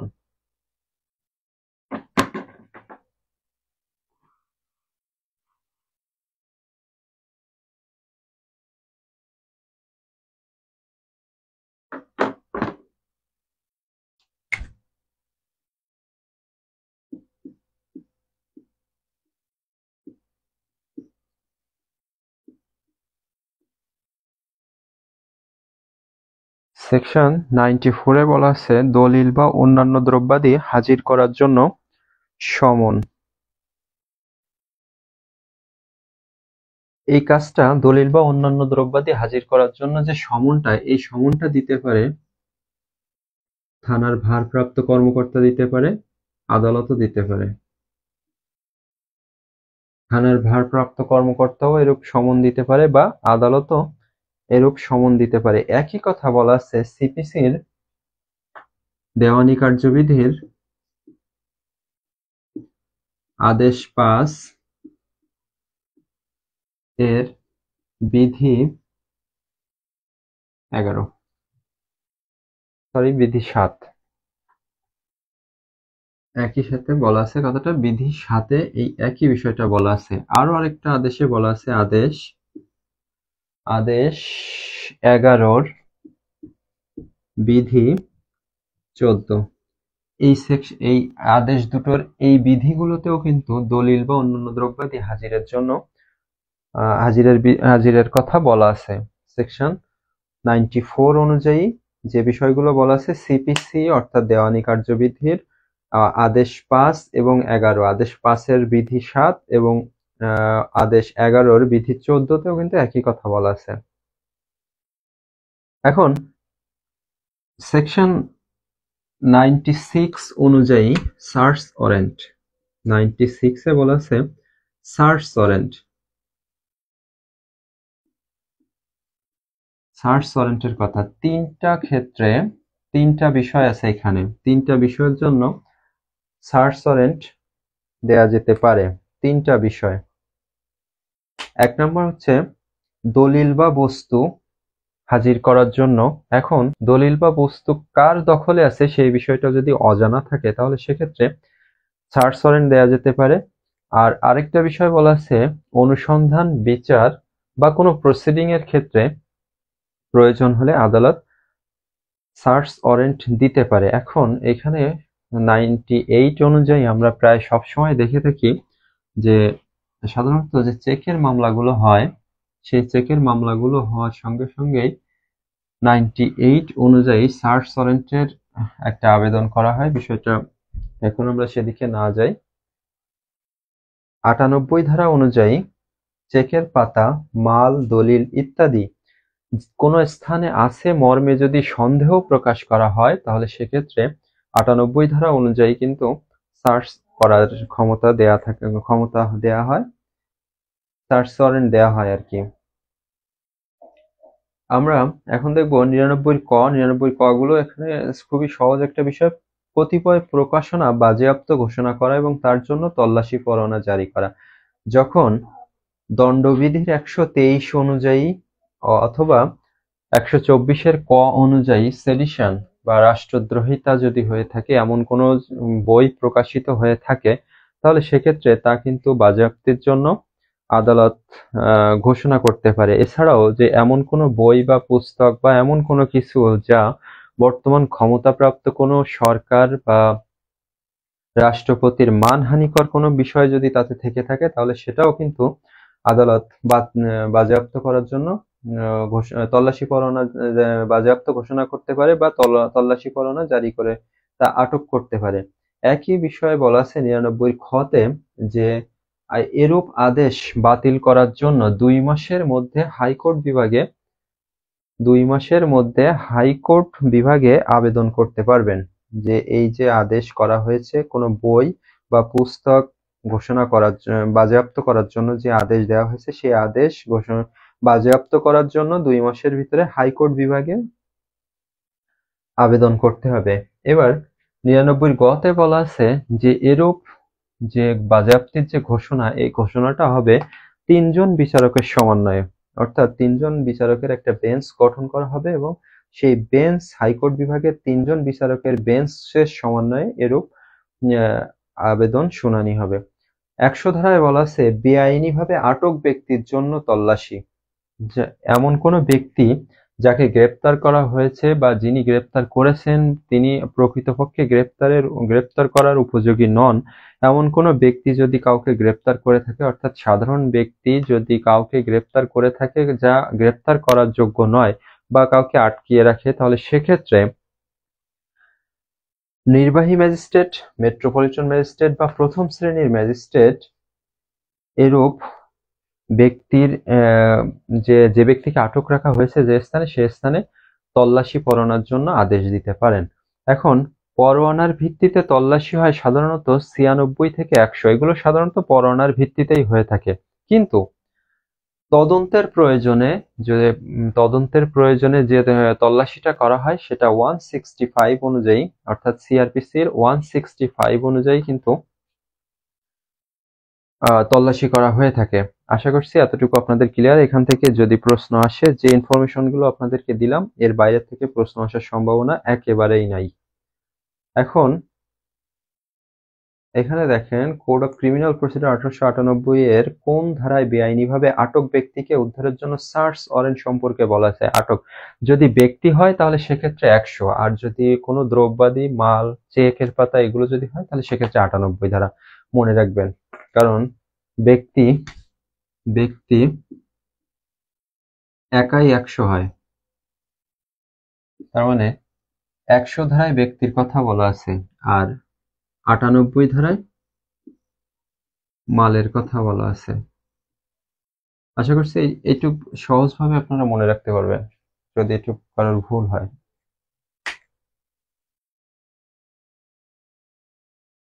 এখন 103 ধারা একটা গুরুত্বপূর্ণ ধারা, সাক্ষীর উপস্থিতিতে তল্লাশি চালাতে হবে।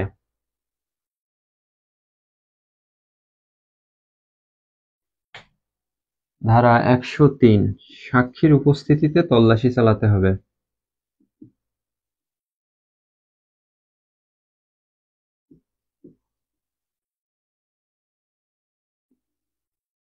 দুই বা ততোধিক, মানে কমপক্ষে দুইজন সাক্ষীর উপস্থিতি সেখানে থাকতে হবে। দুইজন সাক্ষীর উপস্থিতিতে যে কোনো স্থানে তল্লাশি চালানো যাবে, কমপক্ষে দুইজন কিংবা তার বেশি হতে পারে। এবার যে ব্যক্তি যুক্তিসঙ্গতভাবে তল্লাশিতে হাজির হতে বা সাক্ষী হতে অস্বীকার করে সে ব্যক্তি ধারা 187 পেনাল কোড অর্থাৎ দণ্ডবিধির ধারা 187 অনুযায়ী যদি তিনি অস্বীকার করেন আর কি, কোনো যুক্তিসঙ্গত তল্লাশিতে সাক্ষী হতে অস্বীকার করেন, তাহলে তিনি 187 অনুযায়ী আদালতের কাজে সাহায্য না করার জন্য দণ্ডনীয় হবেন। এবং এই ধারার শাস্তির ব্যবস্থা আছে 6 মাস বা 500 টাকা বা উভয় দণ্ড। একই সাথে আপনারা এটার সঙ্গে অ্যাড করে নেবেন 103 এর সাথে 187, এবং 87-তে বলা আছে 6 মাস কারাদণ্ডের কথা বলা আছে এবং 500 টাকা জরিমানার কথা বলা আছে, বা উভয় দণ্ডের বিধান এখানে করা হয়েছে। তল্লাশির সময় সাধারণত এই যে সেকশন 103টা আমরা প্রায়ই আদালতে ব্যবহার করি। সাধারণত পুলিশকে জেরা করার সময় এই কথাটা প্রায়ই জিজ্ঞেস করা হয়, আপনারা যে আসামিকে গ্রেফতার করেছিলেন, জব্দ তালিকা তৈরি করেছেন, সিজার লিস্টের কথাটা এখানে বলা আছে। সিজার লিস্ট প্রস্তুত করা হয় এখানে 103 ধারা অনুযায়ী। যদি কোনো ব্যক্তিকে যেখান থেকে গ্রেফতার করা হবে বা যে ঘর তল্লাশি করা হবে সেই ঘর তল্লাশি বা কোনো স্থান তল্লাশি করার জন্য 103 ধারা অনুযায়ী আসামিকে দুই বা ততোধিক সাক্ষীর উপস্থিতিতে তল্লাশি করতে হবে, এবং তল্লাশি করার সময় যে যে বিষয়গুলো এখানে পাওয়া গেছে, স্থান পরিদর্শন করে যে যে বিষয়গুলো পাওয়া গেছে সেই বিষয়গুলোর একটা জব্দ তালিকা তৈরি করতে হবে, এবং জব্দ তালিকায় এই সাক্ষীগণও স্বাক্ষর করবেন।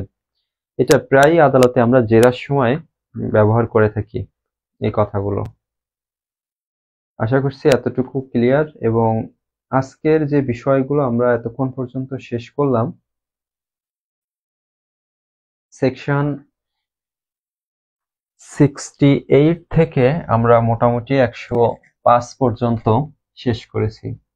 105 আমরা শুরু করেছিলাম 68 থেকে এবং শেষ করেছি 105 এই পর্যন্ত আসতে গেলে আমরা যে যে বিষয়গুলো আমি আপনাদের সামনে বলেছি, যেখান থেকে যতটুকু ইনফরমেশন দিয়েছি, এই ইনফরমেশনের বাইরে থেকে কোনো প্রশ্ন আসবে না ইনশাল্লাহ। আপনারা যারা ক্লাসটা দেখছেন বা ক্লাসে উপস্থিত ছিলেন, অনেকেই আজকে ক্লাসে উপস্থিত ছিলেন। ব্যাচ 2 এর স্টুডেন্ট গুলো একটু কম মনোযোগী। যাই হোক, যারা ক্লাসে উপস্থিত ছিলেন অবশ্যই যে বিষয়গুলো বললাম নোট রাখবেন, এবং মুখস্থ করার যে বিষয়গুলো বলি সাধারণত প্রত্যেকটা সেকশনের শিরোনামটা মনে রাখবেন, এবং শিরোনামটা মনে রাখার পর ওই সেকশনের ভিতরে কি আছে এটা ভালোভাবে বোঝার চেষ্টা করবেন। এবং আজকে 68 থেকে 105 পর্যন্ত যে সেকশনগুলো কভার করলাম, এই সেকশনগুলোর বাইরে থেকে প্রশ্ন আসার সম্ভাবনা খুবই কম। এবং যেটুকু আমি ইনফরমেশন প্রত্যেকটা সেকশন ওয়াইজ দিয়েছি, সেই সেকশন ওয়াইজ ইনফরমেশনগুলো আপনারা সেকশনের নিচে নিচে নোট করে ফেলবেন। এতটুকুই, এইখান থেকে প্রশ্ন আসলে আপনারা অ্যান্সার করতে পারবেন ইনশাল্লাহ। তো আমরা সংক্ষিপ্ত একটা রিভিশন দিয়ে আজকে ক্লাসটা শেষ করব। আমি প্রথমত বলেছিলাম যে একজন ম্যাজিস্ট্রেট 190 ধারা অনুযায়ী 3টা পদ্ধতিতে মামলা আমলে গ্রহণ করে থাকে। আমি বলেছিলাম যে ম্যাজিস্ট্রেটের মামলা আমলে গ্রহণ করা এবং বিচারার্থে আমলে গ্রহণ করা টোটালি ডিফারেন্স, কিন্তু একই বিষয় নয়। মনে রাখতে হবে একজন ম্যাজিস্ট্রেট মামলা আমলে গ্রহণ করতে পারেন এবং বিচারার্থেও মামলা আমলে গ্রহণ করতে পারেন। যাই হোক, সে বিষয়ে এখন যাব না। মামলা আমলে গ্রহণ করার পর তিনি 204 ধারা অনুযায়ী প্রসেস ইস্যু করেন। প্রসেস ইস্যু দুই ধরনের হয়ে থাকে, সমন হতে পারে, ওয়ারেন্ট হতে পারে। সমনের বিষয়গুলো 68 থেকে 74 ধারার ভিতরে পাই এবং 75 থেকে 86 পর্যন্ত ওয়ারেন্টের বিষয়গুলো বলা আছে। 68তে আমি বলেছিলাম সমন কিভাবে জারি করতে হয়, সমনের যে ফর্মটা সেখানে কি কি থাকবে। সমনের ফর্মে থাকবে প্রত্যেকটি সমন লিখিত হতে হবে এবং 2 কপিতে দিতে হবে। সেখানে আরো বলেছিলাম যে এখানে আদালতের সিল মোহর থাকবে, প্রিজাইডিং অফিসার কর্তৃক স্বাক্ষরিত হবে। 69-এ বলেছিলাম কিভাবে সমন জারি করা হয়। সমনের 2টা কপি একত্রে জারি যে ব্যক্তির উপর সমন জারি করা হয় তার কাছে দিতে হবে, তিনি একটি সমনের অপর পাশে সাইন করে সমনটি ফেরত দিবেন। কোনো কোম্পানি বা প্রতিষ্ঠানের উপর যদি সমন জারি করা হয় সেক্ষেত্রে উক্ত প্রতিষ্ঠানের প্রধান বরাবর সমন জারি করতে হবে। যদি সেকশন 70 অনুযায়ী যার উপর সমন জারি করতে হবে তাকে যদি না পাওয়া যায় তাহলে ওই ব্যক্তির পরিবারের কোনো পুরুষ সদস্যের ওপর সমনটা জারি করতে হবে এবং যিনি সমনটা গ্রহণ করবেন তিনি সমনের অপর পৃষ্ঠায় স্বাক্ষর করবেন। একই বিষয় বলা আছে দেওয়ানি কার্যবিধির আদেশ 5-এর বিধি 15 অনুযায়ী প্রাপ্তবয়স্ক সদস্যের ওপর সমন জারি করতে হবে। এখানে পার্থক্যটা হলো ফৌজদারি কার্যবিধিতে পুরুষ সদস্যের ওপর সমন জারি করতে হবে এবং দেওয়ানি কার্যবিধির আদেশ 5-এর বিধি 15 অনুযায়ী যে কোনো সাবালক পুরুষ যে কোনো সদস্যের ওপর সমন জারি করা যাবে। এখন উপরে এতক্ষণ যে পদ্ধতিগুলো বললাম 68 থেকে 70 পর্যন্ত, এই পর্যন্ত যে পদ্ধতিগুলো আছে এই পদ্ধতিতে যদি জারি করা না যায় তাহলে তখন কি করতে হবে, বাড়ির প্রকাশ্য স্থানে সমনের একটা কপি লটকিয়ে দিতে হবে। সেটা বলা আছে 71-এ। 72-তে বলা আছে প্রজাতন্ত্রের কর্মচারীর উপর সমন জারি, অর্থাৎ কোনো সরকারি কর্মচারীর উপর যদি সমন জারি করতে হয় তাহলে ওই সরকারি কর্মচারী যে প্রতিষ্ঠানে আছেন সেই প্রতিষ্ঠান বরাবরের প্রধানের কাছে সমন জারি করতে হবে। উক্ত ব্যক্তির উপর যখন সমন জারি করা হবে ওই প্রতিষ্ঠানের প্রধান সমনের একটা কপির অপর পৃষ্ঠায় সিগনেচার করে সমনটি আদালতে আবার প্রত্যর্পণ করবেন, অর্থাৎ ফেরত পাঠাবেন। আশা করছি এতটুকু ক্লিয়ার। এখন স্থানীয় সীমার বাইরে যদি সমন জারি করার প্রয়োজন হয় তাহলে ব্যক্তি বরাবর সমন জারি করা যায়।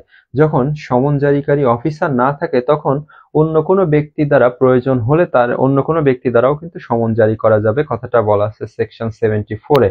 এতক্ষণ সমন জারি নিয়ে কথা বললাম, এবার 75 হচ্ছে গ্রেপ্তারি পরোয়ানা। গ্রেপ্তারি পরোয়ানা এবং সমন 68-এ দুটোর ভিতরে একই ধরনের কথা লেখা আছে। গ্রেপ্তারি পরোয়ানা অবশ্যই লিখিত হবে, প্রিজাইডিং অফিসার কর্তৃক স্বাক্ষরিত হবে এবং আদালতের সিলমোহর যুক্ত হবে। এখন সিলমোহর যুক্ত হওয়ার পর প্রত্যেকটি পরোয়ানা যতক্ষণ পর্যন্ত কার্যকরী না হবে এবং যে আদালত পরোয়ানাটি প্রেরণ করেছিল সেই আদালত বাতিল না করবে ততক্ষণ পর্যন্ত এই পরোয়ানা বাতিল হবে না। 75 এর পরে আমরা এখন দেখব 76। আদালত জামানত গ্রহণের নির্দেশ দিতে পারেন। গ্রেপ্তারকারী ব্যক্তি যাকে গ্রেপ্তার করা হয়েছে গ্রেপ্তারকৃত ব্যক্তি যদি মুচলেকা সম্পাদন করে তাহলে সেক্ষেত্রে যিনি গ্রেপ্তার করেছেন অর্থাৎ পুলিশ অফিসার বা যে পরোয়ানা প্রয়োগকারী কোনো ব্যক্তি যিনি গ্রেপ্তার করেছেন তিনি জামিনে মুক্তি দিতে পারেন। এরূপ মুচলেকা যে মুচলেকা সম্পাদনের মাধ্যমে উক্ত গ্রেপ্তারকৃত ব্যক্তিকে জামিন দেয়া হয়েছে সেই মুচলেকাটি আদালতে প্রেরণ করতে হবে। আশা করছি এতটুকু ক্লিয়ার। 77-এ বলা হচ্ছে পরোয়ানা যার প্রতি নির্দেশিত হবে। পরোয়ানা সাধারণত এক বা একাধিক পুলিশের উপর নির্দেশিত হয় এবং 78-এ বলা হচ্ছে জমির মালিকের উপর পরোয়ানা। জমির মালিকের উপর পরোয়ানার ক্ষেত্রে আমি আপনাদেরকে একটা কথা বলছিলাম 59 অনুযায়ী বেসরকারি লোক কর্তৃক গ্রেপ্তার। বেসরকারি লোক কর্তৃক 3টি ক্ষেত্রে গ্রেপ্তার করা যায়। আমলযোগ্য কোনো অপরাধ করেছেন এবং 2 নম্বরে বলা হচ্ছে জামিন অযোগ্য কোনো অপরাধ করেছেন এবং যদি প্রোক্লেইমড অফেন্ডার হয় অর্থাৎ ঘোষিত অপরাধী হয় সেক্ষেত্রে একজন বেসরকারি লোক কিন্তু গ্রেপ্তার করতে পারে। যেহেতু জমির মালিক একজন সাধারণ ব্যক্তি বা বেসরকারি ব্যক্তি তিনিও এই 3টা কারণেই কিন্তু গ্রেপ্তার করতে পারেন। সেকশন 80-তে বলা হচ্ছে পরোয়ানার সারমর্ম জ্ঞাপন, অর্থাৎ যে পরোয়ানাটা প্রেরণ করা হয়েছে সেই পরোয়ানাটা অনুযায়ী যখন কোনো ব্যক্তিকে গ্রেপ্তার করা হবে তখন যাকে গ্রেপ্তার করা হবে তাকে পরোয়ানার বিষয়টি জানাতে হবে। বলা আছে শ্যাল নোটিফাই দ্য সাবস্ট্যান্স, অর্থাৎ অবশ্যই পরোয়ানার বিষয়বস্তুটাকে জানাতে হবে সেই গ্রেপ্তারকৃত ব্যক্তিকে, এবং যদি প্রয়োজন হয়, যদি সেই গ্রেপ্তারকৃত ব্যক্তি যদি পরোয়ানাটি দেখতে চান, তাহলে সেক্ষেত্রে পরোয়ানাটি তাকে আবার দেখাতে হবে। সেকশন 81-এ বলা আছে গ্রেপ্তারকৃত ব্যক্তিকে অনাবশ্যক বিলম্ব ছাড়া আদালতে হাজির করতে হবে। যেহেতু এটা পরোয়ানাভুক্ত গ্রেপ্তার, সেহেতু সেকশন 81 অনুযায়ী পরোয়ানা আদালতে অনাবশ্যক বিলম্ব ছাড়া হাজির করতে হবে। যদি এটা বিনা পরোয়ানায় গ্রেপ্তার হতো, তাহলে সেক্ষেত্রে 61 অনুযায়ী 24 ঘন্টার ভিতরে থানায় বা আদালতের নিকট হাজির করতে হতো। সেকশন 83-তে বলা হচ্ছে এখতিয়ারের বাইরে কার্যকর করার জন্য প্রেরিত পরোয়ানা নির্বাহী ম্যাজিস্ট্রেট, জেলা পুলিশ সুপারিনটেন্ডেন্ট অথবা মেট্রোপলিটন এলাকা হলে পুলিশ কমিশনারের পৃষ্ঠাঙ্কন লাগবে। এখন সেকশন 84-এ বলছি এখতিয়ারের বাইরে কার্যকর করার জন্য পুলিশের প্রতি নির্দেশিত ওয়ারেন্ট, যদি কোনো পুলিশের ওপর ওয়ারেন্ট নির্দেশিত হয়, তাহলে সেক্ষেত্রে নির্বাহী ম্যাজিস্ট্রেট বা থানার ভারপ্রাপ্ত কর্মকর্তার নিকট অনুমতি নিয়ে তিনি একজন পুলিশ অফিসার গ্রেপ্তারি পরোয়ানাটি কার্যকর করবেন। 86-এ বলা আছে গ্রেপ্তারকৃত ব্যক্তিকে ম্যাজিস্ট্রেটের নিকট হাজির করা হলে পদ্ধতি। এখানে একটা গুরুত্বপূর্ণ কথা বলা আছে, যদি নির্বাহী ম্যাজিস্ট্রেট যদি নির্বাহী ম্যাজিস্ট্রেট, পুলিশ কমিশনার বা পুলিশ সুপারিনটেন্ডেন্ট এর নিকট এর পৃষ্ঠাঙ্কন অনুযায়ী যদি কোনো গ্রেপ্তার করা হয়ে থাকে, তাহলে এনাদের কাছে হাজির করার পর মুচলেকা সম্পাদনের মাধ্যমে জামিন দিতে পারবে। আর যদি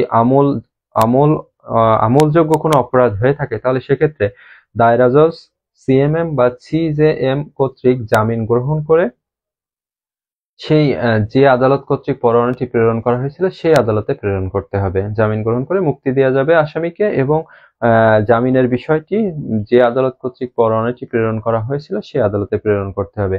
সেকশন 70-তে বলা হয়েছে সমন জারি করলাম, ওয়ারেন্ট দিলাম, তারপরেও আসামিকে যখন পেলাম না, তখন তার জন্য তার সম্পত্তি অ্যাটাচমেন্ট করার জন্য আদালত হুলিয়া জারি করবেন। হুলিয়া জারি করার জন্য আদালতকে কমপক্ষে 30 দিন সময় দিতে হবে। সময় দিয়ে একটা নির্দিষ্ট স্থানে হাজির হওয়ার কথা বলতে হবে।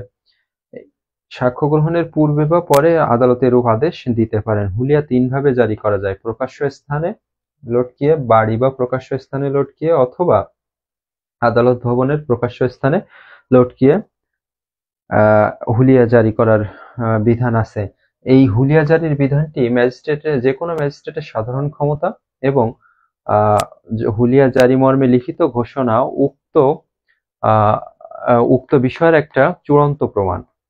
এখন হুলিয়া জারি করার পরেও যদি উক্ত ব্যক্তি আদালতে হাজির না হয়, সেক্ষেত্রে অ্যাটাচমেন্ট হতে পারে স্থাবর অস্থাবর উভয় প্রকার সম্পত্তি অ্যাটাচমেন্ট হতে পারে। অ্যাটাচমেন্ট হওয়ার জন্য অবশ্যই সমন এবং গ্রেপ্তারি পরোয়ানা প্রেরণ করা প্রয়োজন, অন্যথায় অ্যাটাচমেন্ট করা যাবে না। যদি অ্যাটাচমেন্ট করার প্রয়োজন হয়, সেক্ষেত্রে স্থানীয় এলাকার বাইরে হলে সেক্ষেত্রে উক্ত সিজেএম বা সিএমএম এর পৃষ্ঠাঙ্কন লাগবে। ঋণ বা অস্থাবর সম্পত্তি 3 ভাবে আটক করা যায়: সম্পত্তি আটক করে, রিসিভার নিয়োগ করে, বা এর ডেলিভারি বা অর্পণ নিষিদ্ধ করে। স্থাবর সম্পত্তি হলে কালেক্টরের মাধ্যমে সেই সম্পত্তি ক্রয় করা যাবে। যদি পচনশীল বস্তু হয়, তাহলে 88-5 অনুযায়ী সেটা বিক্রি করার আদেশ দেওয়া যাবে। 6-এর ক অনুযায়ী যদি উক্ত সম্পত্তিতে, যে সম্পত্তিটা ক্রয় করা হয়েছে সেই সম্পত্তিতে অন্য কোনো ব্যক্তির স্বার্থ থাকে, তাহলে সেক্ষেত্রে সেই ব্যক্তি 6 মাসের ভিতরে দাবি উত্থাপন করবে। কোন আদালতে দাবি উত্থাপন করবে সে কথাটা বলা আছে 88-6-এর খ-তে, অর্থাৎ যে আদালত অ্যাটাচমেন্টের আদেশ দিয়েছেন সেই আদালতেই দাবি উত্থাপন করতে হবে। গ-তে বলা হয়েছে তদন্তের কথা, যে আদালতে দাবি উত্থাপন করা হয়েছে সেই আদালতেই তদন্ত করতে হবে। 88-6-এর ঘ-তে বলা আছে দাবি যদি অগ্রাহ্য হয়, তাহলে তিনি 1 বছরের ভিতরে আদালতে মামলা করতে পারবেন ওই সম্পত্তি উদ্ধারের জন্য। নির্দিষ্ট সময়ের ভিতরে যদি উক্ত সম্পত্তি উদ্ধার করা না যায়, তাহলে এই সম্পত্তি সরকারের হেফাজতভুক্ত হবে। এখন দাবিকারীর মৃত্যু হলে বৈধ প্রতিনিধি এখানে অন্তর্ভুক্ত হয়ে এই দাবি কন্টিনিউ করতে পারবেন বা চালিয়ে যেতে পারবেন। এরূপ আদেশ বাতিল করার জন্য আদালতে রিভিশন দায়ের করা যাবে।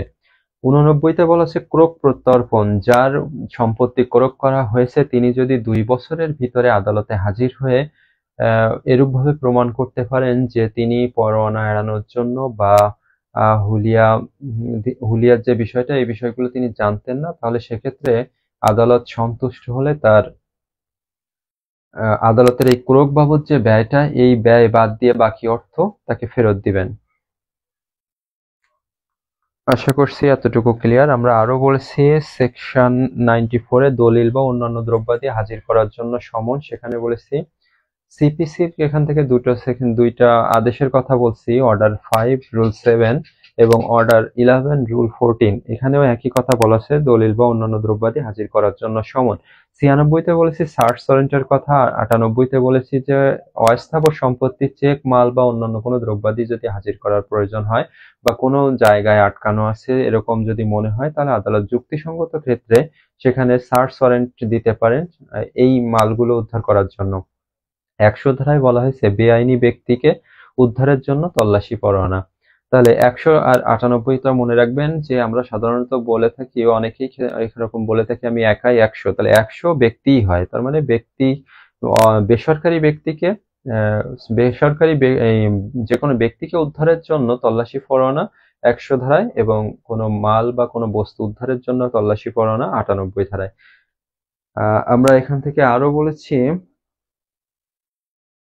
103 বলছি সাক্ষীর উপস্থিতিতে তল্লাশি পরোয়ানা চালাতে হবে। সে বলেছি যে 2 বা ততোধিক কমপক্ষে 2 জন সাক্ষী রাখতে হবে, তারপর 2 জন সাক্ষীর উপস্থিতিতে তল্লাশি করতে হবে এবং তল্লাশিতে যদি কোনো যুক্তিসঙ্গত কারণ ছাড়া কেউ আসতে অস্বীকার করে তাহলে তিনি দণ্ডবিধির 187 ধারা অনুযায়ী দণ্ডনীয় হবেন। 187তে বলা আছে 6 মাস কারাদণ্ড অথবা 500 টাকা জরিমানা বা উভয় দণ্ডের কথা বলা আছে।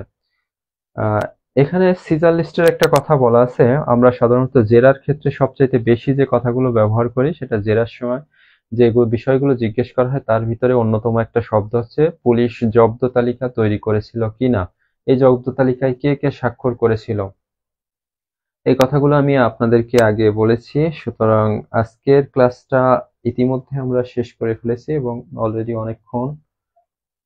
অনেকক্ষণ হয়ে গেল। তো যে বিষয়গুলো বলছি আপনারা নিয়মিত পড়াশোনা করবেন এবং যে সেকশনগুলো পড়ছেন চেষ্টা করবেন প্রত্যেকদিন সেকশনগুলো লিখে কমপ্লিট করার। প্রত্যেক দিনের পড়া প্রত্যেক দিন শেষ করবেন, আদারওয়াইজ পরীক্ষার সামনে চলে আসলে কিন্তু শেষ করতে পারবেন না। তো আমরা আজকের কথা বাড়াবো না, ইতিমধ্যে আমরা অনেকটা সময় পার করে ফেলেছি। আগামী যথাসময়ে ক্লাসে উপস্থিত হবো ইনশাল্লাহ। ততক্ষণ পর্যন্ত ভালো থাকুন, সুস্থ থাকুন। আল্লাহ হাফেজ।